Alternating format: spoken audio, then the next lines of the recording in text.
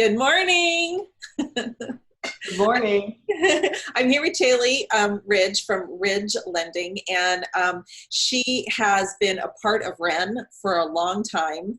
And honestly, she is a woman that has inspired me. Before even WREN came along, I would see her on panels with all these male lenders, and then there's Caeli. And I was always like, yeah, you go, girl. Yeah.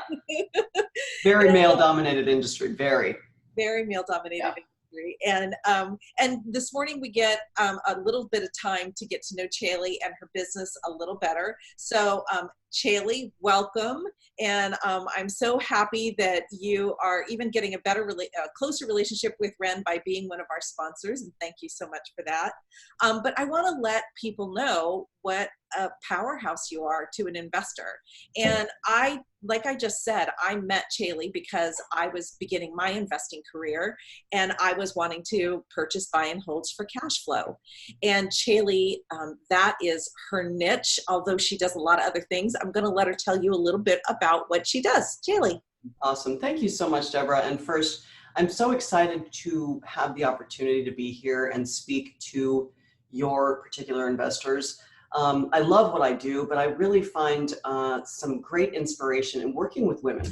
It's really a space in my day-to-day that I enjoy so much. So I thank you for allowing me to be here. Hopefully I can impart some good content and information to your listeners that they can use now and well into the future.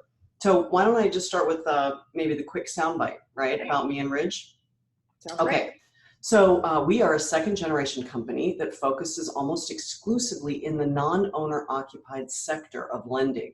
While we're fully functional, VA, FHA, owner-occupied, etc., our special skill sets have really been reserved for and even carved out for the investor and their lending needs. We're licensed nationwide, so we have a nice broad footprint. Okay, hold on just a second. Yes. Because I don't think people understand what that means. Now, if you guys have been out there and you've been looking for a lender that's going to lend on your non-owner occupied things, you'll find lenders that are specific to a general area. But what you just said, that you are nationwide, that means if I have properties that I want to cash flow in Memphis or Phoenix or Indiana or, anywhere in Florida, you can help, you can do it. It's unique. It is. There's not a lot that occupy and specialize in the space that actually have that presence nationwide. So there are 7 exceptions to that statement, though, and I'll just list them off. Let me see if I can do it from memory. Alaska, Maine, New York, West Virginia, Wyoming. I have a list. I have a cheat sheet somewhere. Hold on, lady. I don't want to invest in any of those places. And Vermont and North Dakota. That's it. There you go. Yeah. So, and we don't find that there's a lot of interest. Not that there may not be returns there, I don't know. But anyway, that's the only exception to that statement. I have been working with investors for over 20 years, but probably what sets us apart, or maybe me in particular, and those of you that have heard about Ridge, maybe you already know this, so I'm sorry for the redundancy, but I am a fellow real estate investor. I've held 42 properties at any one time across the United States. So I feel like, or I hope that unique perspective adds a little bit of credibility to who we are and what we do, maybe. But beyond that, my personal focus has been the education of the individual from a lending and underwriter's standpoint.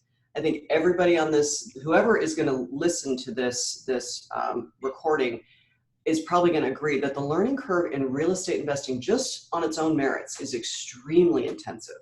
Right? I mean, think about when you're just getting started or when you just got started, there's a lot to learn, so many moving parts that I always say that when you start to layer in the financing on top of all of that, that it exponentially increases that learning curve.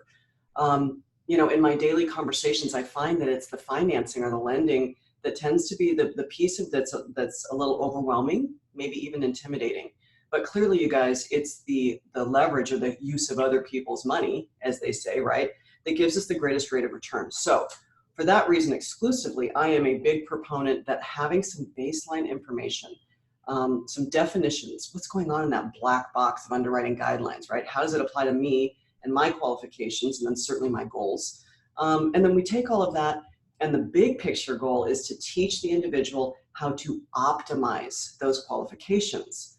our debt to income ratio, our credit scores, our assets. Investors aren't starting and stopping with one transaction, right? They're buying, they're selling, they're refinancing.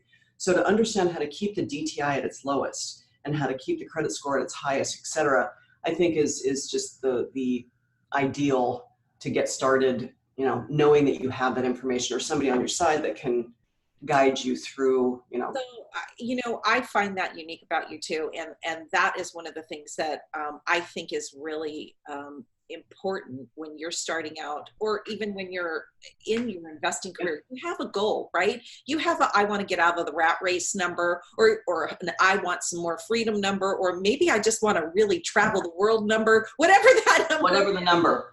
Right? Whatever that number is, you need that passive income, and you need to have people on your team, and you're one of the people that's on your team that I have to be able to say, hey, this is my goal.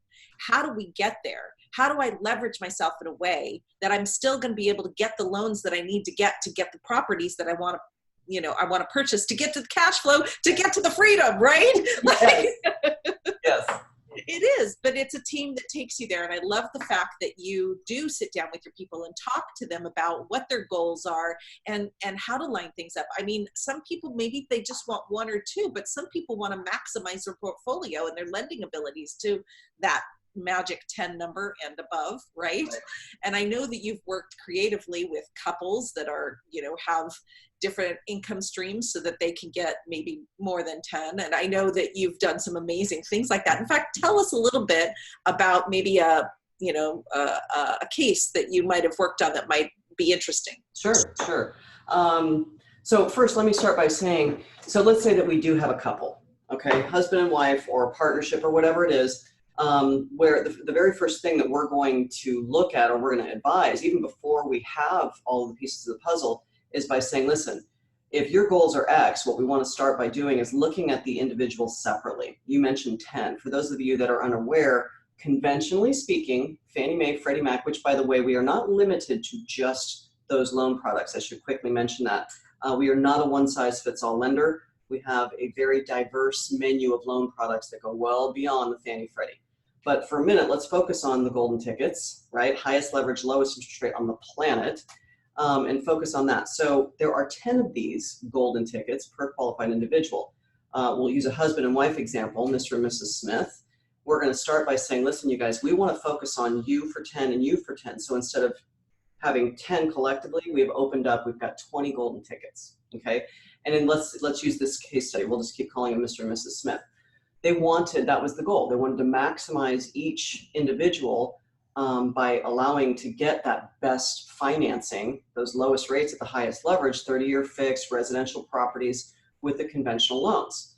So let me, their goal was $10,000 a month of passive income. And that is phase one.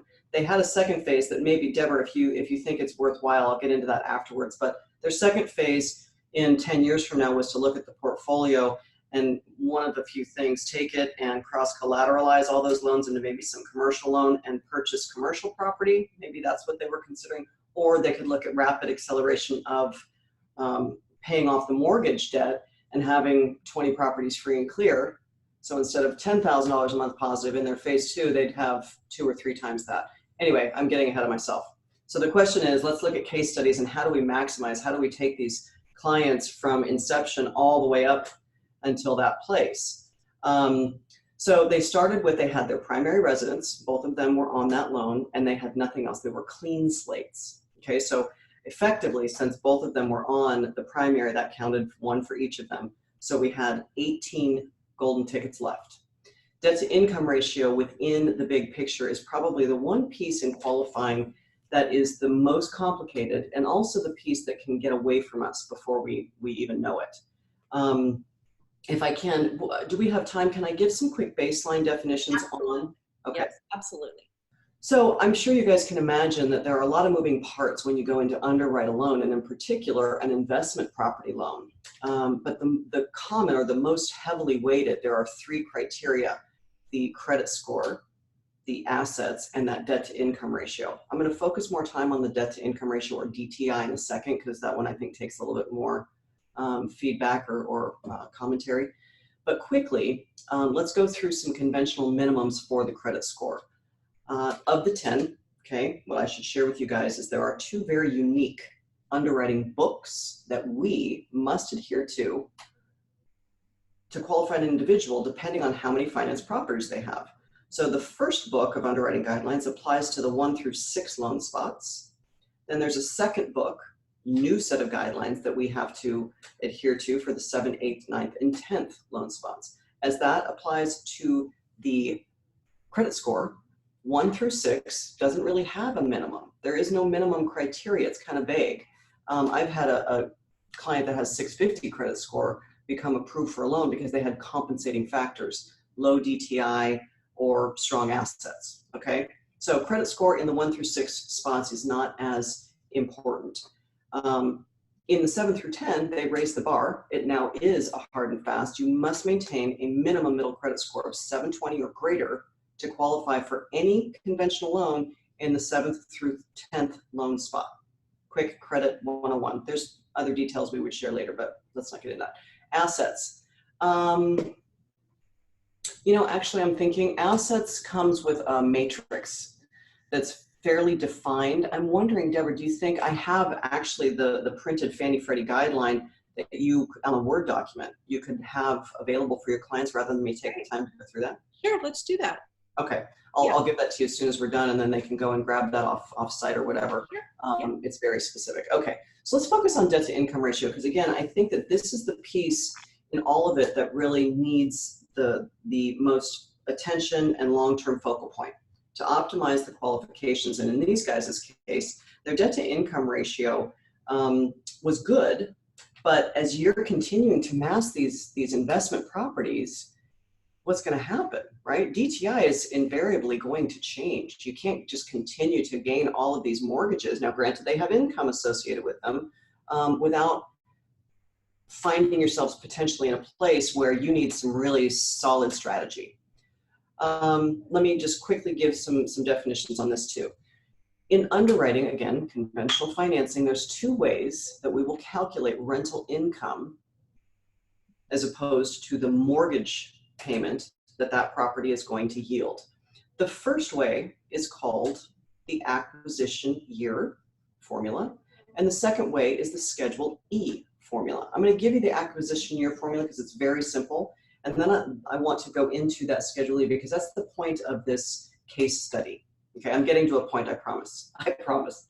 I know that a lot of this people are probably sitting here listening and they're thinking, is she speaking English right now? What's happening? There's a point, I promise, I promise. Okay, we'll stick with you. Acquisition year. This is applicable from the date that you purchased the property and up until the property falls on the Schedule E. So if you purchased a property January of 19, and we know for sure you're going to file your tax return April 15th of 2020, the following formula applies from January 19 until April of 20, okay? It is very simply 75% of the gross rents minus the PITI, okay? Principal, interest, tax, and insurance. $1,000 in gross rents, $500 a month in PITI. I get to give you 75% of the 1,000, so we have $750 over here, minus 500 PITI leaves us with what? 250 positive, right? That positive number now goes into the income column when we recalculate DTI to include that property. So think about that for 1 second. I have totally eliminated the new mortgage payment. I've covered it. I've actually increased your income. It's higher now than it was before we started. Right. So acquisition year is our friend. It will be to your benefit. Schedule E, an entirely different conversation. And I'm not going to take you through the actual formula for that. It's way too convoluted. It will only serve to confuse us all, except to say the biggest part of strategizing and optimizing the individual's long-term success is really going to boil down to that Schedule E. And what I tell my clients is filing federal tax returns on an ongoing basis, once you start getting into investing, if qualifying in that year is important to you, don't ever file another federal tax return until you have sent us a draft version first.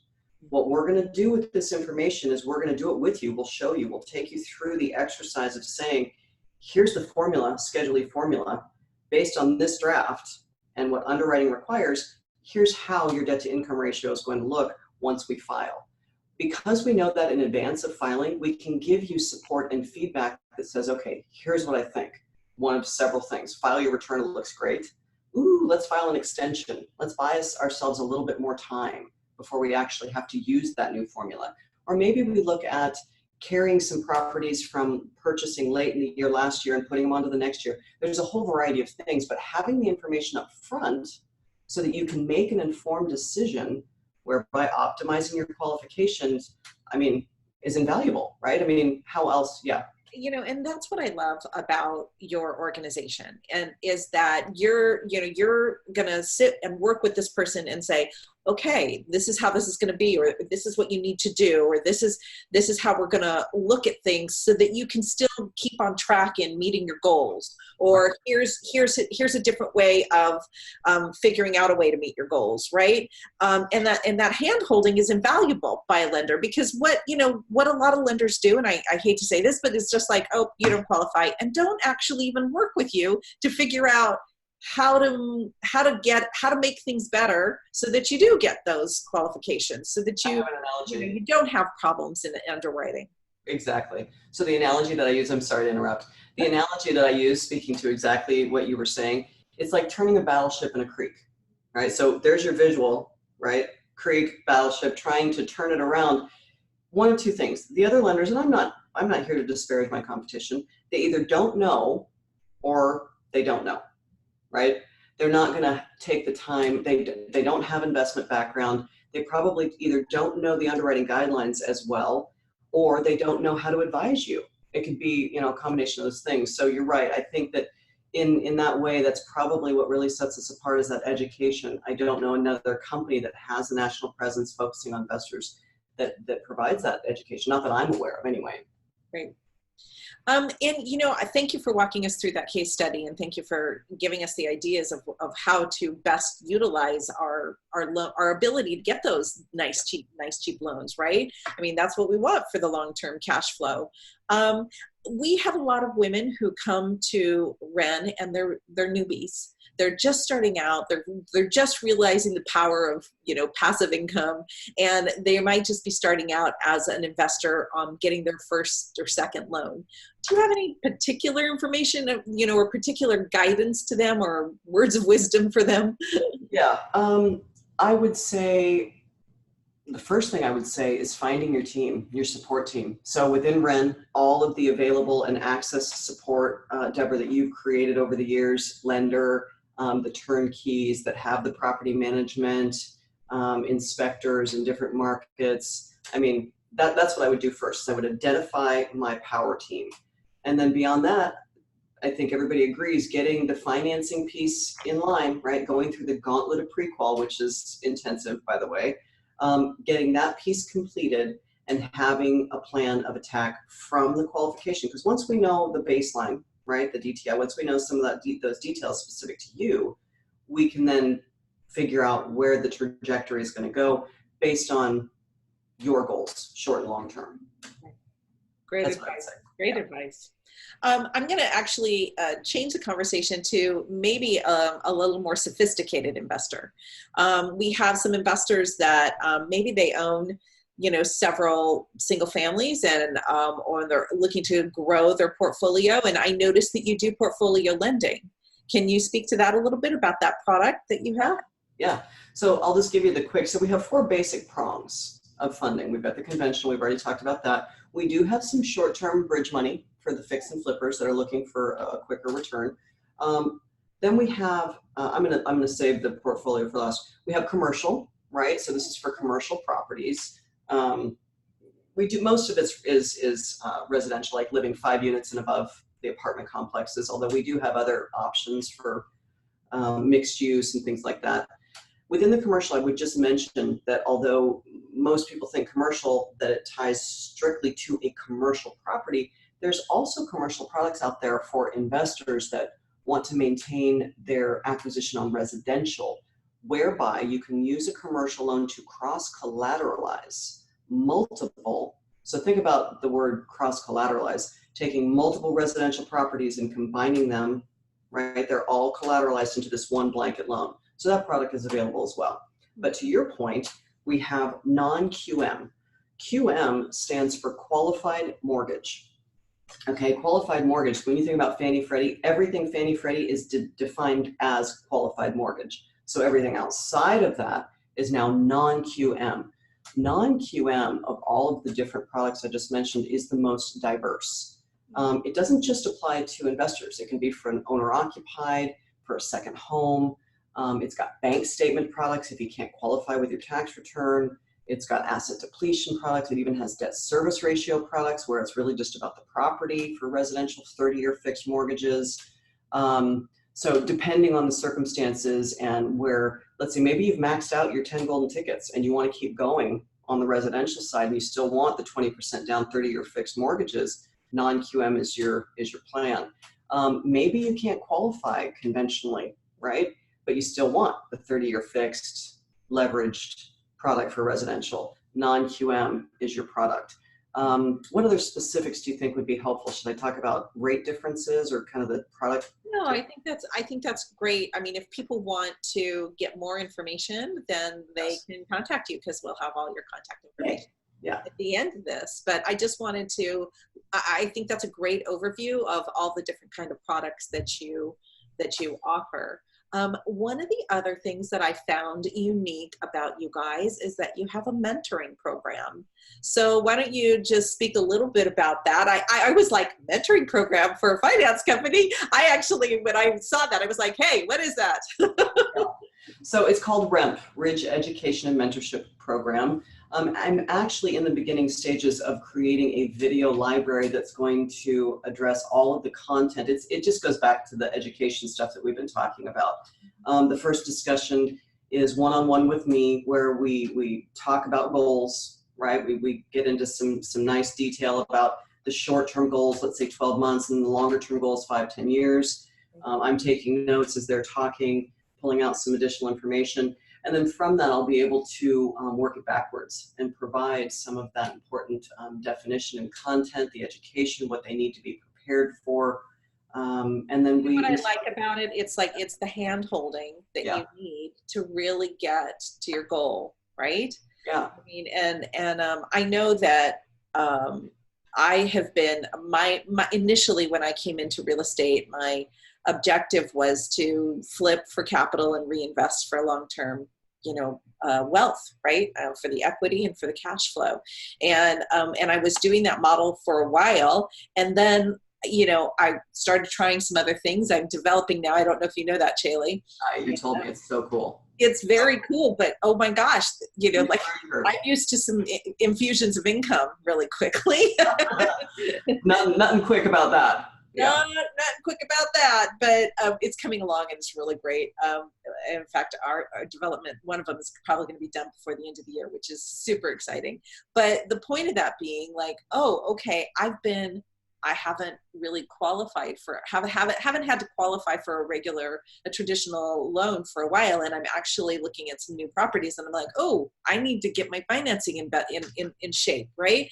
And I love your mentor program because I think it really caters to people who are like, look, I want to do this and I'm going to get on this track and, we're going to go boom, boom, boom. And, you have a hand holding, you have a financing partner that's in it with you and going to help you to qualify, help you to strategize about how to get that stuff done. And I think that's beautiful, right? Yeah, thanks. Yeah, I think it's important too. And I find that's the real value add as a company. I think that's what we can really provide for our clients is that piece, because I think it's missing from the marketplace. I do too. And that's why I love you guys as a sponsor. Yay. All right. Tell people how they can get a hold of you. Okay. There's a few ways. Our website, obviously, ridgelendinggroup.com. Toll free, 855-747-4343, 855-74-RIDGE is an easy way to remember. Or they can shoot an email to info@ridgelendinggroup.com. In any of those cases, we are on standby, ready to assist and support in any way we can. Great. Thank you so much for joining me today. And thank you for giving all this information to all of our WREN members and visitors. And we'll see you soon. Contact Caeli. Thanks. Bye, guys.